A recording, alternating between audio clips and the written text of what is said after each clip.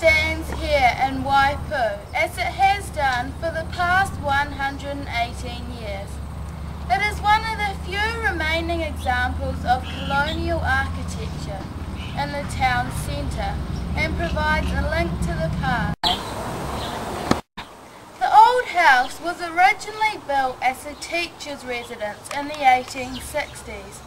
It was built by John A. MacLeod from pit-sawn kauri timber and displays the traditional colonial style of that time. Throughout the years, the old house has had many uses, but it started off as a teacher's residence, with teachers and their families living there.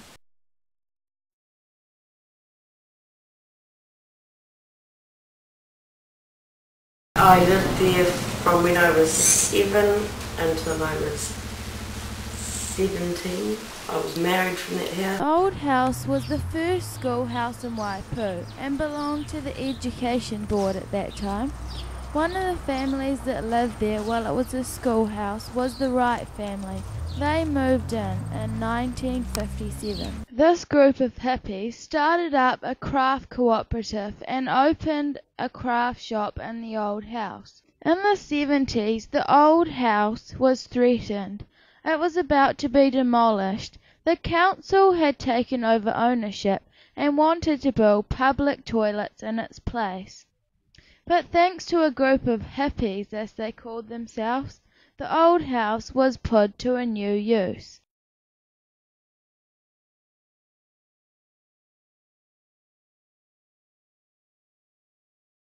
They were just going to put a bulldozer through that house and that would be the end of that. Mm-hmm. And we just felt really strongly that that would be a big, big mistake for this community.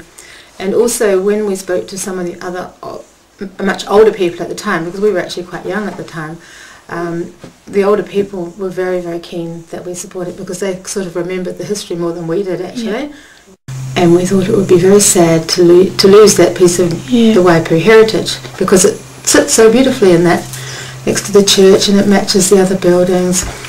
And I mean, it's a really important part of that kind of town square. We spoke to the council. There was quite a big group of us, about 6-7 couples, and we spoke to the councillor at the time, and that was Peter Cooper, and he said if we could come up with a project that he would take it to the council and support us with the idea of taking care of maintaining that building.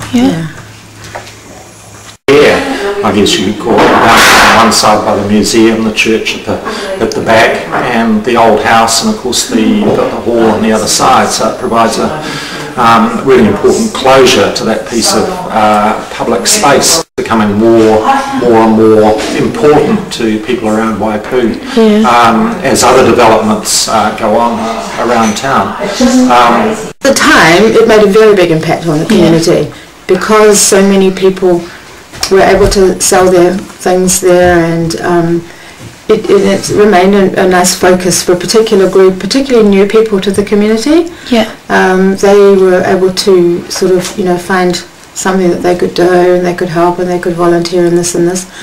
But I think even now, because it's being run as an op shop, and it's been run as an op shop for years, I think that's great as well. Today the old house serves as an opportunity shop and is leased by the Anglican Church. It has a positive impact on the community, offering cheap clothes, and is always great if you need something for a fancy dress party. Over the years, the old house has had a great impact on the community and the people involved with it. Sue Edge, one of the people involved with the craft cooperative, began making applique folk art wall paintings after the shop closed. Then 3 years ago she progressed to painting. All her hard work was recognised in 2004 when she won the Telecom Cover Award. This was her 4th painting, and so with renewed confidence she embarked on a new phase of her life, a bit like the old house, you could say.